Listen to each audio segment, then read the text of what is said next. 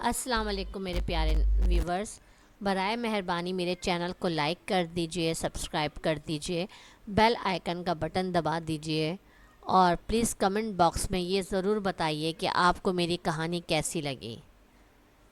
عائشہ کی شادی ایک اچھے گھرانے میں ہوئی تھی، جبکہ عائشہ کا تعلق ایک غریب گھرانے سے تھا۔ شادی کے فوراً بعد ہی عائشہ کا شوہر عثمان عمان چلا گیا۔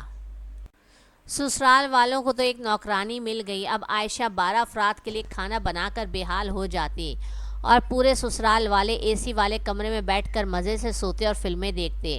جب اچانک 80,000 روپے کا بل آیا تو عائشہ کی ساس نے عثمان سے کہا کہ تمہاری بیوی 24 گھنٹے اے سی والے کمرے میں رہتی ہے، بل کے لیے پیسے بھیجو۔ اس دوران سارا دن کام کرنے کی وجہ سے عائشہ کا حمل بھی ضائع ہو گیا، تو عائشہ کی ساس نے اپنے بیٹے عثمان سے کہا کہ تمہاری بیوی نے جان بوجھ کر ابارشن کروایا ہے۔ اتنا سننا تھا کہ عثمان کو غصہ آ گیا اور وہ اگلے دن بنا بتائے گھر آیا تو سامنے کا منظر دیکھ کر اس کے قدموں کے نیچے سے زمین نکل گئی۔ جو منظر عثمان نے دیکھا وہ اس کی آنکھیں کھولنے کے لیے کافی تھا۔ کڑی دھوپ میں، سرخ لباس میں ملبوس وہ آسمان سے اتری ہوئی کوئی حور لگ رہی تھی۔ گھونگھٹ اپنے چہرے پر گرائے حجلہ عروسی میں بیٹھی وہ عثمان کے انتظار کر رہی تھی۔ رات کے 2 بج چکے تھے اور تھکن سے عائشہ کا برا حال تھا، کمر تو گویا اکڑ ہی گئی تھی۔ تبھی ہلکی سی آہٹ کے ساتھ کمرے کا دروازہ کھلا اور عثمان اندر داخل ہوا۔ نئے نویلی دلہن بیاہ کر لانے کی خوشی عثمان کے چہرے سے نظر آ رہی تھی۔ وہ عائشہ کے قریب آ کر بیٹھا اور سلام کیا۔ عائشہ نے دھیمے سے جواب دیا۔ کافی اندیشے عائشہ کے دل میں تھے۔ وہ بہت غریب خاندان سے تھی، مگر عثمان ایک امیر خاندان سے تعلق رکھتا تھا۔ نہ جانے کیسے عثمان کی والدہ کو عائشہ بھا گئی۔ شاید اس کی وجہ عائشہ کا بے مثال حسن تھا یا اس کا سگھڑ پن کہ عثمان کی ماں نے پہلی ہی نظر میں عائشہ کو اپنے بیٹے کے لیے پسند کر لیا۔ چٹ منگنی پٹ بیاہ والا کام ہوا اور عائشہ عثمان کی دلہن بنی اس کے سامنے بیٹھی تھی۔ عثمان مسکراتے ہوئے اس کے ہاتھ میں منہ دکھائی کی انگوٹھی پہنا رہا تھا۔ عائشہ کو یقین نہیں آ رہا تھا قسمت یوں بھی پلٹ سکتی ہے۔ وہ جو کبھی آرٹیفیشل جیولری بھی خریدنے کی حیثیت نہ رکھتی تھی، آج اس کے ہاتھ میں ہیرے کی انگوٹھی پہنائی جا رہی تھی۔ وہ بس عثمان کو دیکھ کر رہ گئی۔ اچانک چونکی۔ عثمان کہہ رہا تھا، دیکھو عائشہ، تم میری امی کی پسند ہو، مگر میں جانتا ہوں کہ جلد تم اپنے اچھے رویے سے میرے دل میں بھی جگہ بنا لو گی۔ میں تمہیں بہت محبت دوں گا اور تمہاری ہر ضرورت کا خیال رکھوں گا، مگر اس کے بدلے میں تم سے صرف ایک بات کہنا چاہتا ہوں کہ میرے گھر والوں کا ہمیشہ خیال رکھنا اور میری امی کے سامنے کبھی زبان مت چلانا۔ ان کی ہمیشہ عزت کرنا، انہوں نے مجھے بہت مشکلوں سے پالا ہے۔ عائشہ مسکراتی، بھلا اسے کیا اعتراض ہو سکتا تھا، وہ ویسے بھی ان سب گھر والوں کو اپنا مان چکی تھی۔ شادی کا اگلا دن بہت خوشگوار تھا۔ عثمان بہت خوشی میں تھا، عائشہ کے حسن کے قصیدے پڑھ رہا تھا۔ عائشہ بھی قسمت کے ایک دم پلٹنے پر بہت حیران تھی۔ وہ چند دن خوشیوں میں ہی گزر گئے اور عثمان کا نوکری پر جانے کا وقت آ گیا۔ وہ عمان میں کام کرتا تھا اور شادی کی چھٹی کے سلسلے میں پاکستان آیا ہوا تھا۔ عائشہ بہت رنجیدہ تھی، مگر اس نے دل پر پتھر رکھا۔ اس نے سوچا، عثمان جائے گا تو کیا ہوا، آخر یہ سب بھی تو میرے اپنے ہی ہیں۔ عثمان کی امی کا رویہ عائشہ کے ساتھ بہت اچھا تھا۔ وہ بہت پیار سے اس سے مخاطب ہوتی تھی، مگر عائشہ کو ایک چیز سمجھ میں نہیں آتی تھی۔ جب بھی عثمان کبھی آس پاس نہیں ہوتا تو اس کی ساس ہر وقت عائشہ کو گھورتی رہتی تھی۔ عائشہ کو لگا کہ یہ اس کا وہم ہے۔ عثمان عائشہ سے بہت سارے وعدے کر کے گیا اور عائشہ اپنے اداس دل کے ساتھ تنہا رہ گئی، مگر وہ نہیں جانتی تھی کہ اس کی زندگی میں کیسی مصیبت آنے والی ہے۔ عثمان کی بہن ماریہ کا رشتہ طے ہو رہا تھا۔ آئے روز اس کے سسرال والے آ رہے تھے۔ آج عثمان کے جانے کے بعد وہ پہلی دفعہ آ رہے تھے۔ صبح عائشہ بھی اپنے کمرے میں ہی سو رہی تھی جب اچانک دروازہ زوردار آواز کے ساتھ کھلا اور ساس کی غصے بھری آواز آئی، اٹھ جاؤ بی بی، کب تک نیندیں پوری کرنی ہیں؟ سارا دن بستر توڑتے ہوئے ہی گزارو گی کیا؟ ماریہ کے سسرال والے آ رہے ہیں، اٹھ کر ان کے لیے کچھ کھانے پینے کا انتظام کرو۔ میرے بیٹے کو تو بھگا دیا ہے، اب ہم بیچاروں نے تو کسی طرح رہنا ہے نا، جلدی سے کچن میں آؤ۔ عائشہ نے حیرت سے اٹھ کے دیکھا، یہ اس کی ساس تھی کیا؟ عائشہ کو ان کے رویے پر بہت حیرت ہوئی، مگر اس نے کچھ نہیں کہا۔ خاموشی سے ہاتھ منہ دھو کر کچن میں آ گئی۔ ابھی صبح کے 7 بجے تھے۔ ساس نے اسے سارے گھر والوں کے لیے ناشتہ بنانے کا حکم دیا۔ وہ خاموشی سے ناشتہ بنانے لگی۔ سب گھر والے تو ابھی مزے سے سو رہے تھے۔ اسے سب کے لیے پراٹھے بنائے، انڈے تلے، چائے بنائی اور پھر جا کر دیکھا تو ابھی تک سب کے سب سو رہے تھے۔ عائشہ نے آگے بڑھ کے اپنی نند ماریہ کو اٹھایا اور بولا، ماریہ اٹھ جاؤ، میں نے ناشتہ بنا دیا ہے۔ ماریہ جو گہری نیند میں تھی، اس نے ایک دم عائشہ کا ہاتھ جھٹک دیا اور بولی، بنا دیا ہے تو کوئی احسان نہیں کیا، میرا سر کھانے کی ضرورت نہیں ہے، جاؤ یہاں سے مجھے سونے دو۔ عائشہ شرمندہ ہو گئی اور خاموشی سے ان کے کمرے سے نکل گئی۔ اس نے اپنی ساس کو ڈھونڈا اور یہ دیکھ کر حیران رہ گئی کہ ساس بھی اپنے کمرے میں اے سی چلا کے سکون سے سو رہی ہیں۔ عائشہ خاموشی سے ڈرائنگ روم میں آ کے بیٹھ گئی۔ گھر کے تمام افراد 11 بجے اٹھے۔ عائشہ نے خاموشی سے سب کو ناشتہ سرو کیا۔ اس کی نندوں نے ہاٹ پاٹ سے پراٹھے نکال کر کھانا شروع کیے تو بہت برے منہ بنائے اور چیخنا چلانا شروع کر دیا، یہ کیا اتنا ٹھنڈا ناشتہ، یہ پراٹھے تو مجھ سے کھائے ہی نہیں جا رہے۔ ماریا دوسرا پراٹھا کھاتے ہوئے بولی تھی، تبھی عائشہ کے سسر بولے، مجھے تو تازہ روٹی بنا کر دو، مجھ سے تو یہ باسی روٹی نہیں کھائی جاتی اور نہ ہی میں نے کبھی کھائی ہے۔ ایک ایک کر کے تمام افراد شروع ہو گئے۔ عائشہ خاموشی سے اٹھی اور سب کے لیے دوبارہ ناشتہ بنانے لگ گئی۔ سب دسترخوان پہ بیٹھے مسلسل چیخ رہے تھے مگر کوئی اٹھ کر اس کی مدد کے لیے نہیں آیا۔ گھر میں عائشہ کو ملا کر کل 12 افراد تھے۔ عثمان کی بڑی بہن شادی شدہ تھی اور وہ بھی اپنے 5 بچوں کے ساتھ اپنے ماں باپ کے گھر میں ہی رہتی تھی۔ اس کو ملا کے ٹوٹل 18 افراد ہو گئے تھے۔ عثمان کی بڑی بہن کا شوہر بھی ملک سے باہر کام کرتا تھا۔ عثمان کے چچا چچی، ان کے بچے، وہ سب بھی آ کے عثمان کے گھر میں ہی رہنے لگے۔ اب ٹوٹل اس گھر میں 25 افراد ہو گئے تھے۔ اتنے افراد کا کام عائشہ کے سر پر آ گیا۔ ان میں سے کوئی ہل کر مدد کرنے کو بھی تیار نہ ہوتا تھا۔ عائشہ کو حیرت ہوتی تھی کہ اس کے آنے سے پہلے آخر گھر کا کام کون کرتا تھا۔ صاف ستھرائی کے لیے ایک ماسی آتی تھی مگر جیسے ہی عائشہ نے گھر کے کاموں کو اپنے ہاتھ میں لیا، ساس نے ماسی کی چھٹی کر دی اور وہ کام بھی عائشہ سے کروانے لگی۔ عائشہ کے جانے کے بعد سب سے پہلے تو عائشہ کی ساس نے عائشہ کے کمرے سے اے سی کو ہٹوا دیا۔ اب عائشہ صبح اذانوں کے وقت اٹھ جاتی، صفائی کرتی، ناشتہ بناتی، دوپہر کا کھانا بناتی، کپڑے دھوتی، یہاں تک کہ اس کا پورا دن ہی گھر کے کام کاج میں گزر جاتا۔ گرمیوں کے دن تھے، چولہے کے آگے کھڑے ہو کے وہ سب کی پسند کے کھانے بناتی اور پورا گھر اے سی والے کمروں میں لیٹا بس فرمائشیں ہی کرتا رہتا۔ وہ پکا پکا کر بے حال ہو جاتی اور پھر سب کو جا کے بتاتی۔ پھر سب عائشہ پہ احسان کرتے ہوئے کمروں سے نکلتے اور دسترخوان پر بیٹھ کر کھانا کھاتے۔ کھانے کے دوران بھی 50 دفعہ عائشہ کو اٹھاتے، وہ سب کی ضرورتیں پوری کرتی۔ کھانے کے بعد سب دسترخوان پہ برتن چھوڑ کر دوبارہ اپنے اے سی والے کمرے میں چلے جاتے۔ کوئی فلم لگا لیتا، کوئی آپس میں باتیں کرنے لگتا اور کوئی دوبارہ سے سو جاتا۔ عائشہ بیچاری پھر صرف گندے برتن دھونے لگ جاتی۔ انہی دنوں عائشہ کی طبیعت بہت خراب رہنے لگی۔ صبح اٹھتی تو متلی ہوتی، کچن میں کام کرنے کے درمیان کئی دفعہ وہ الٹیاں کرتی۔ ساس کی جانچتی ہوئی نظروں نے بھانپ لیا کہ معاملہ کچھ اور ہی ہے مگر انہوں نے عائشہ کے سامنے نام تک نہیں لیا۔ ایک روز عائشہ کی امی اچانک اس سے ملنے آئیں تو عائشہ نے ان سے اپنی خراب طبیعت کا ذکر کیا۔ وہ حیران ہو گئی، اسے لے کر لیڈی ڈاکٹر کے پاس گئے۔ لیڈی ڈاکٹر نے معائنہ کیا تو خوشخبری سنائی کہ عائشہ پریگننٹ ہے۔ عائشہ تو حیران ہی رہ گئی، اتنی بڑی خوشی اس کی زندگی میں آئی اور اسے پتہ ہی نہیں چلا۔ اسی خوشگوار احساس میں جب وہ گھر واپس آئی، ڈاکٹر نے عائشہ کو آرام کرنے اور کھانے پینے کا مشورہ دیا تھا۔ بقول ڈاکٹر کے کہ عائشہ میں خون کی شدید کمی تھی۔ عائشہ کی امی نے گھر آ کر عائشہ کی ساس کو بتایا کہ عائشہ حاملہ ہے اور ڈاکٹر نے اسے آرام کرنے کا مشورہ دیا ہے، بہتر یہی ہے کہ آپ کوئی کام والی رکھ لیں۔ عائشہ کی ساس نے بہت خوشی کا اظہار کیا اور کہنے لگی، ہاں ہاں بہن، عائشہ تو میری بیٹیوں جیسی ہے، بھلا میں اس سے اس حالت میں کام کیوں کرواؤں گی، میں آج سے ہی کسی کام والی کا بندوبست کرتی ہوں۔ عائشہ کی امی مطمئن ہو کے چلی گئیں۔ عائشہ جیسے ہی کمر سیدھی کرنے کے لیے بستر پہ گئی، اس کی ساس آ گئی۔ عائشہ، کچھ مہمان آئے ہیں، اٹھ کر ان کے لیے چائے کا بندوبست کرو اور زیادہ لیٹنے کی ضرورت نہیں ہے، اس حالت میں کام کرنا ویسے بھی صحت کے لیے اچھا ہوتا ہے۔ میں نے بھی بھرے پورے سسرال میں رہتے ہوئے 10 بچے پیدا کیے ہیں، تم کوئی انوکھا بچہ پیدا نہیں کر رہی کہ بستر سے لگ گئی۔ عائشہ حیرت سے ان کی جانب دیکھتی رہی مگر کچھ نہ بولی اور خاموشی سے اٹھ کر مہمانوں کے لیے چائے بنانے لگی۔ اس کے پریگننٹ ہونے کی خبر سے گھر والوں کو کوئی فرق نہیں پڑا، انہیں تو کام کے لیے نوکرانی چاہیے تھی، اس لیے وہ غریب گھرانے کی لڑکی بیاہ کر لائے تھے۔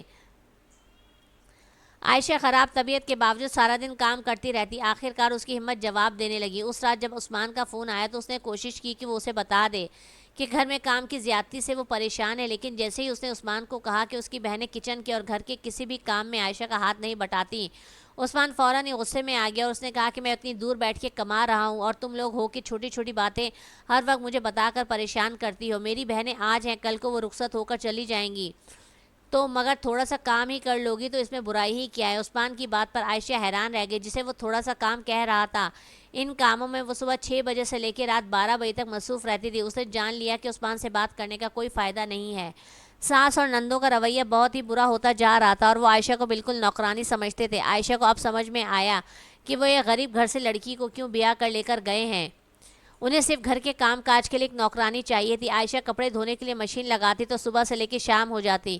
عثمان کی شادی شدہ بہن اپنے بچوں کی چھوٹی چھوٹی نیکریں بھی خود نہ دھوتی تھی، وہ بھی لا کے عائشہ کے حوالے کر دیتی کہ انہیں دھو دو۔ عائشہ کپڑے دھو دھو کے ہلکان ہو جاتی، مشین بند کرتی، اندر جا کر بیٹھتی تو ساس کو یاد آتا کھانا تو کسی نے بنایا ہی نہیں، عائشہ کو 2 منٹ بھی بیٹھنے نہ دیتی اور کچن میں بھیج دیتی۔ جس وقت تھک ہار کے عائشہ اپنے کمرے میں جاتی تو اس کے ایک ایک جوڑ میں درد ہو رہا ہوتا تھا۔ اس دوران اسے خیال ہی نہیں رہتا کہ اس نے عثمان سے بات کرنی ہے۔ فون اٹھاتی تو عثمان کی کئی مس کالز آئی ہوتی تھی، وہ اسے کال بیک کرتی تو فون اٹھا کر شدید غصہ کرتا اور پوچھتا تم کیا کرتی رہتی ہو، سارا دن تمہارے پاس اتنا بھی وقت نہیں ہوتا کہ تم 2 گھڑی مجھ سے بات ہی کر لو، میں تمہارے آرام کی خاطر ہی یہاں پردیس میں خوار ہو رہا ہوں، مگر مجھے لگتا ہے کہ تمہیں مجھ میں کوئی دلچسپی ہی نہیں ہے۔ وہ غصے میں عائشہ کو سنانے لگ جاتا۔ عائشہ دونوں جانب سے پس رہی تھی، اسے لگ رہا تھا کہ شادی کر کے اس نے کوئی بہت بڑا عذاب اپنے گلے میں ڈال لیا ہے۔ شوہر کے ساتھ مناسب وقت نہ گزارنے کی وجہ سے ان دونوں کے درمیان بہت فاصلہ آ گیا تھا اور اسی فاصلے کا عائشہ کی ساس بہت فائدہ اٹھاتی تھی۔ آئے دن عثمان کو فون کر کے بہت چھوٹی باتیں عائشہ کے خلاف کرتی جنہیں وہ سچ مان لیتا۔ عثمان شریف لڑکا تھا، عائشہ سے اس بات کے بارے میں تو نہ پوچھتا اور یہی عثمان کی سب سے بڑی غلطی تھی، کیونکہ عائشہ کی شادی عثمان کے ساتھ ہوئی تھی اور عائشہ کے تمام حقوق عثمان کے ذمے تھے اور عثمان اپنی بیوی عائشہ کو اپنے ماں باپ اور بہن بھائیوں کے رحم و کرم پر چھوڑ کر بیرون ملک چلا گیا تھا۔ جو لوگ پردیس میں رہتے ہیں انہیں چاہیے وہ کسی کی بیٹی کی زندگی برباد نہ کریں، اگر وہ اس کے حقوق پورے کر سکتے ہیں اور اسے اپنے پاس رکھ سکتے ہیں تبھی وہ شادی کریں، ورنہ یا تو وہ پردیس چھوڑ دیں یا بیوی کو اپنے پاس لے جائیں۔ اور تیسرا حل یہ ہے کہ وہ اپنی بیوی کو اس کے ماں باپ کے گھر پہ چھوڑ دے جو کہ اس کا بہتر خیال رکھ سکتے ہیں۔ لیکن آج کل کے دور میں تو یہ بات عام ہو گئی ہے کہ لڑکے شادیاں کرتے ہیں اور بیویوں کو اپنے ماں باپ کے رحم و کرم پہ چھوڑ دیتے ہیں، چاہے وہ پردیس میں ہوں یا ملک میں ہوں۔ ان کا کہنا ہوتا ہے کہ ہمارے ماں باپ ہیں، ہم اپنے ماں باپ کو کچھ نہیں کہہ سکتے۔ ارے تمہیں کوئی یہ نہیں کہہ رہا کہ تم اپنے ماں باپ سے بدتمیزی کرو اور اپنی بیوی کی حمایت میں اپنے ماں باپ کی بے عزتی کرو اور ماں باپ سے لڑو، بلکہ تمہیں تو یہ کہا جا رہا ہے کہ ان رشتوں کو لے کے احترام سے چلو، عزت سے اپنے ماں باپ کو یہ تو سمجھاؤ کہ یہ جو کسی کی بیٹی کو آپ لائے ہیں یہ میری ذمہ داری ہے، میری عزت ہے، آپ کو اس کا خیال بھی اسی طرح رکھنا پڑے گا جیسے آپ میرا خیال رکھتے ہیں۔ اگر اس سے کوئی غلطی ہو جاتی ہے تو آپ کو اس کا احساس بھی بالکل ایسے ہی کرنا پڑے گا جیسے آپ اپنی بیٹی کا اور میرا کرتے ہیں۔ یہ کام مرد کا ہوتا ہے جو کسی دوسرے کی بیٹی کو بیاہ کر لے جاتا ہے تو اسے عزت دے بھی اور عزت دلوائے بھی، کیونکہ مرد سے اس بات کا جواب اللہ لے گا، نہ تو دنیا لے گی اور نہ ہی وہ مظلوم لڑکی لے گی جو اپنا سب کچھ چھوڑ چھاڑ کے اس مرد کے لیے آ گئی ہے۔ اپنا گھر بار لڑکی نے چھوڑا ہے، مرد نے نہیں چھوڑا۔ مرد کو اس بات سے کیا پریشانی ہے؟ اگر کوئی مرد سے بولے کہ وہ اپنا گھر بار چھوڑ کے اپنی بیوی کے گھر میں جا کے رہے اور اس کے ماں باپ کی عزت کرے، ان کی غلامی کرے، تو کیا کوئی مرد کرے گا؟ یہ ساری باتیں عثمان کو سمجھنی چاہیے تھی، مگر عثمان ان باتوں کو سمجھنے کے بجائے ہمیشہ عائشہ سے ہی ناراض رہتا تھا، دل ہی دل میں عائشہ سے شکوہ ضرور کرتا۔ ایک روز عائشہ کی ساس ڈرائنگ روم میں بیٹھی ٹی وی دیکھ رہی تھی جب باہر سے ان کی چھوٹی بیٹی ماری اندر داخل ہوئی۔ اس کے ہاتھ میں بجلی کا بل تھا، اس کے چہرے پہ ہوائیاں اڑ رہی تھیں۔ امی دیکھیں پورے 80,000 کا بجلی کا بل آیا ہے، اگر بھائی کو پتہ چلا تو وہ غصہ کریں گے۔ انہوں نے جاتے وقت کہا تھا کہ ہم اپنے اخراجات میں کمی کریں کیونکہ وہ یہاں پہ واپس آ کے اپنا کاروبار شروع کریں گے۔ بیٹی کی بات سن کے عائشہ کی ساس کے ماتھے پہ بل پڑ گئے اور وہ چونک گئی۔ انہوں نے سوچا عثمان کیسے واپس آ سکتا ہے، پاکستان میں کہاں وہ اتنی کمائی کرے گا، اور کیا اس نے اپنی ماں سے اس بات کا مشورہ لیا؟ مگر اب اس کی شادی ہو گئی ہے تو وہ اپنی بیوی سے دور نہیں رہ پا رہا، اور اگر عثمان مستقل پاکستان آ گیا تو مفت کی نوکرانی عائشہ بھی ان کے ہاتھ سے نکل جائے گی۔ تو اس کا بہترین حل یہی ہے کہ میاں بیوی کے درمیان جھگڑے کروائے جائیں، درار ڈالی جائے۔ وہ بھول گئی تھی میاں بیوی کے درمیان جھگڑے کروانا اور درار ڈالنا شیطان کا کام ہے، اور وہ خود اس وقت شیطان کی خالہ بن گئی۔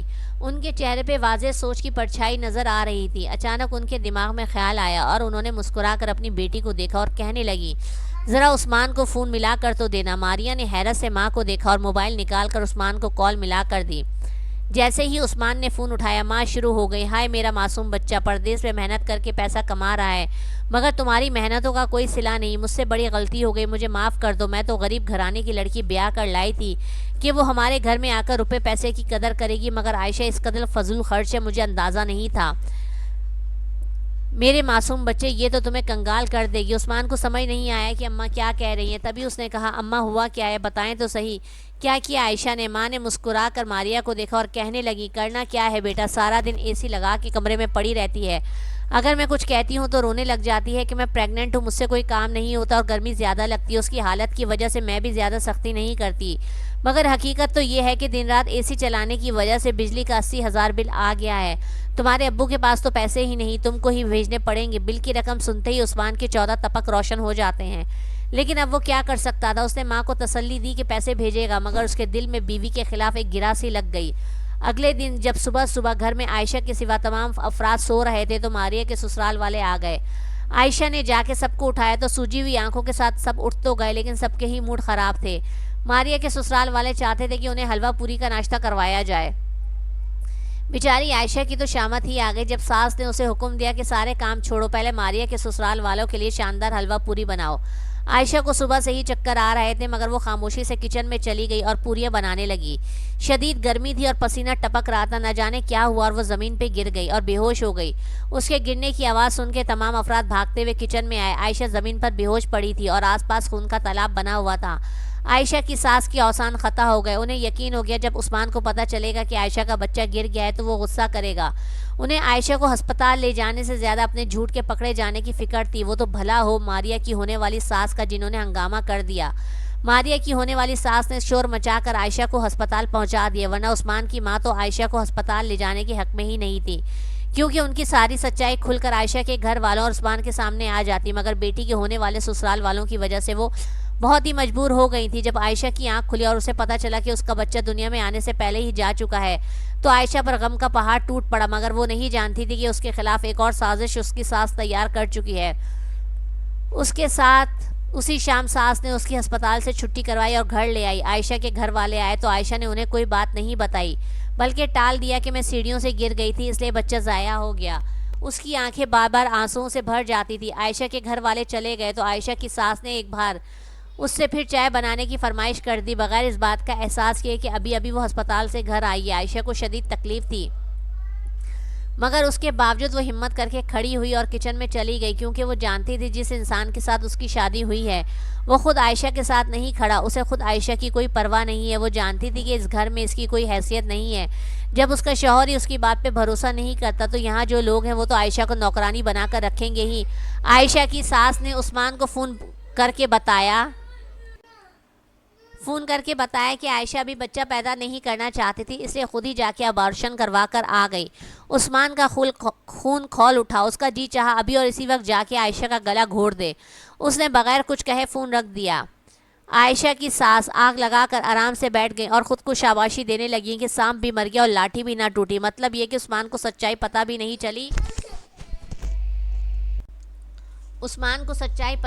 چلی اور بچے سے بھی جان چھوٹ گئی۔ اگر بچہ پیدا ہو جاتا تو عثمان کی توجہ بچے میں بڑھ جاتی اور وہ اپنے بچے پہ دل کھول کر خرچہ کرتا، مگر عائشہ کی ساس نے نہایت ہی چالاکی سے بچے کی کہانی ہی ختم کر دی۔ مگر یہ سب عائشہ کی ساس کی پلاننگ تھی۔ وہ بھول گئی تھی کہ اس دنیا کو چلانے والا بھی کوئی موجود ہے جس کی پلاننگ کے آگے دنیا کے بڑے سے بڑے ماہر کی پلاننگ برباد ہو جاتی ہے۔ وہی تو ہے جو دنیا کو چلا رہا ہے، وہی تو ہے جو ظالم سے اس کے ظلم کا حساب لیتا ہے، وہی تو ہے جو مظلوم کی سنتا ہے۔ عائشہ کے ابارشن کا سنتے ہی دوسری جانب عثمان نے اپنی اسی روز کی ٹکٹ کروا لی۔ سارے کام چھوڑ کر وہ اگلے دن پاکستان آ گیا۔ اس کا ارادہ تھا کہ جاتے ہی عائشہ کو طلاق دے کے اپنی زندگی سے نکال دے گا، بغیر کسی کو اطلاع دیے۔ کڑکتی دھوپ میں جس وقت وہ گھر میں داخل ہوا، کھانا پکنے کی خوشبو اس کی ناک سے ٹکرائی۔ عثمان کا دل دکھ سے بھر گیا کہ اتنی شدید گرمی میں میری بیچاری ماں کچن میں کام کر رہی تھی اور میری بیوی اندر اے سی والے کمرے میں آرام کر رہی تھی۔ وہ اس لائق ہی نہیں کہ اسے میں اپنی زندگی میں رکھوں۔ آج ہی اسے طلاق دے کے فارغ کر دوں گا۔ جس عورت نے میرے گھر والوں کی عزت نہیں کی، میرے بچے کو دنیا میں آنے سے پہلے ہی گرا دیا، اسے میری زندگی میں رہنے کا کوئی حق نہیں۔ شدید غصے میں سوچتا ہوا عثمان جس وقت کچن میں داخل ہوا تو اس کے ہوش اڑ گئے، اس کے پیروں کے نیچے سے زمین نکل گئی۔ سامنے ہی عائشہ کھڑی کھانا پکا رہی تھی، اس نے دونوں چولہوں پر ایک ایک سالن چڑھا رکھا تھا۔ عائشہ کا لباس پسینے میں بھیگا ہوا تھا۔ عثمان کو اچانک ہی سے یاد آیا، کل ہی تو ماں نے بتایا تھا کہ عائشہ اپنا ابارشن کروا کر آئی اپنی مرضی سے اور ابھی ہی گھر میں داخل ہوئی ہے۔ ابارشن کے اگلے ہی روز وہ کچن میں کھڑی ہو کے کام کس طرح کر رہی تھی، وہ بار بار اپنی کمر پر ہاتھ رکھتی جیسے اسے تکلیف بہت زیادہ تھی۔ عائشہ سے صحیح طرح کھڑا بھی نہیں ہوا جا رہا تھا۔ وہ خود کو کھڑا کرنے کے لیے بار بار دیوار کا سہارا لیتی تھی، کبھی ماتھے سے پسینہ صاف کرتی، کبھی گہرے گہرے سانس لیتی۔ عائشہ کی حالت تو بہت ہی خراب نظر آ رہی تھی۔ دوسری طرف اس نے پرات میں بہت سارا آٹا نکال کر رکھا ہوا تھا، شاید ابھی اسے آٹا بھی گوندنا تھا، پھر روٹی بھی بنانی ہوگی۔ عثمان کو کسی گڑبڑ کا احساس ہوا، اسے احساس ہو گیا کہ جو اسے دکھایا جا رہا ہے اس کا بالکل الٹ ہو رہا ہے۔ وہ شریف تو تھا مگر عقل مند بھی تھا، بغیر کوئی آہٹ کیے وہ اندر بڑھ گیا۔ اندر پورے گھر میں خاموشی تھی، ادھر ادھر نظر دوڑاتا وہ آگے بڑھ رہا تھا۔ گھر کے تمام کمروں میں 2 ٹن کا اے سی لگا ہوا تھا۔ عثمان نے دھیرے سے اپنی والدہ کے کمرے کا دروازہ کھولا، اندر اندھیرا تھا، گھر کے تمام افراد اپنے اپنے کمروں میں اے سی چلا کر سو رہے تھے۔ تبھی عائشہ کی ساس کو لگا کہ عائشہ دروازہ کھول کر اندر آئی ہے۔ انہوں نے پلٹے بغیر ہی زور سے آواز لگائی، مہارانی صاحبہ کھانا پکا کر کتنی دفعہ کہا ہے کہ جب تیار ہو جائے تبھی آ کر آواز لگایا کرو۔ میرے بچوں کے کمرے میں جا کر جھانکنے کی بالکل بھی ضرورت نہیں ہے کیونکہ میرے بچوں کی نیند خراب ہوتی ہے، لیکن تم ہو کے سنتی ہی نہیں۔ اب اگر میں کچھ کہوں گی تو تم شور مچا دو گی کہ کل ہی میرا بچہ ضائع ہوا ہے اور آج ساس نے الزام لگا دیا۔ تو بی بی سن لو کہ تمہیں بیاہ کری میں اس لیے لائی ہوں کہ تم سے گھر کے کام کاج کرواؤں، ورنہ مجھے تم جیسی لڑکی کی کوئی ضرورت نہیں تھی۔ میرے بیٹے کے لیے ایک سے بڑھ کر ایک اعلیٰ خاندان کا رشتہ موجود تھا۔ اب جاؤ اور جا کر کھانا پکاؤ اور اس کے بعد گھر کی صفائی بھی کرنا۔ رات کو ماریہ کے سسرال والوں نے آنا ہے، ان کے لیے کم از کم 4 ڈشیں بنانی ہیں۔ پچھلی بار کی طرح 2 کھانے بنا کر سامنے مت رکھ دینا۔ عائشہ کی ساس اپنے ہی خیال میں بولتی چلی گئیں۔ یہ جانے بغیر کے دروازے میں کھڑے ہو کے عثمان کے اوپر تو گویا پہاڑ ہی ٹوٹ پڑے تھے۔ عائشہ کی ساس کہہ کے دوبارہ سے سو گئی۔ عثمان نے گھر کے ہر کمرے میں جا کر باری باری نظر دوڑائی۔ گھر کے تمام افراد انتہائی سکون سے اے سی میں لیٹے ہوئے سو رہے تھے یا پھر موبائل میں مگن تھے۔ انہیں بالکل ہی اندازہ نہیں ہوا کہ کوئی آہستہ آہستہ ان سب کے کمروں میں جھانک کر ان کی حرکات پر نظر رکھ کر گیا ہے۔ صرف ایک عائشہ ہی تھی جو اس شدید گرمی اور دھوپ میں کچن میں ان سب کے لیے کھانے کا بندوبست کر رہی تھی۔ وہ جی جان سے لرز گیا تھا کہ اس کی غیر موجودگی میں اس کی بیوی کے ساتھ کیا سلوک کیا جاتا ہے۔ وہ اپنے اللہ کو کیا منہ دکھائے گا؟ جس عورت کو اس نے پوری دنیا کے سامنے اپنی عزت بنایا تھا وہ اس کے گھر والوں کے ہاتھوں اس طرح ذلیل و خوار ہو رہی تھی، ظلم برداشت کر رہی تھی۔ وہ بہت شرمندہ ہو گیا کہ وہ اپنے اللہ کے سامنے جا کے کیا جواب دے گا کہ اس نے اپنی بیوی کو اس طرح اپنے ماں باپ کے رحم و کرم پہ اور گھر والوں کے رحم و کرم پہ چھوڑ دیا تھا، جس وجہ سے اس کے معصوم بچے کی جان بھی چلی گئی۔ وہ خاموشی سے پلٹ گیا اور کچن میں آیا۔ اس نے دیکھا کہ عائشہ ابھی تک کھانا پکا رہی ہے اور پسینے میں بالکل بھیگی ہوئی ہے اور آہستہ آہستہ لرز بھی رہی ہے کیونکہ عائشہ کو بہت ہی کمزوری ہو رہی تھی۔ کل ہی اس کا بچہ ضائع ہوا تھا اور آج وہ 23 افراد کا کھانا پکا رہی تھی۔ عثمان کا دل اتنی زیادتی پر دھک سے رہ گیا۔ عثمان نے عائشہ کو پکارا۔ عائشہ نے چونک کر عثمان کی طرف دیکھا۔ اسے حیرت ہوئی عثمان کے آنے پر اور ساتھ میں خوشی بھی ہوئی، لیکن عثمان نے عائشہ کو کچھ بھی کہے بغیر فوراً عائشہ کے سامنے ہاتھ جوڑ دیے۔ مجھے معاف کر دو عائشہ، میری آنکھوں پر بندی پٹی اتر گئی ہے، اب تم تیاری کرو، تم اب یہاں نہیں رہو گی بلکہ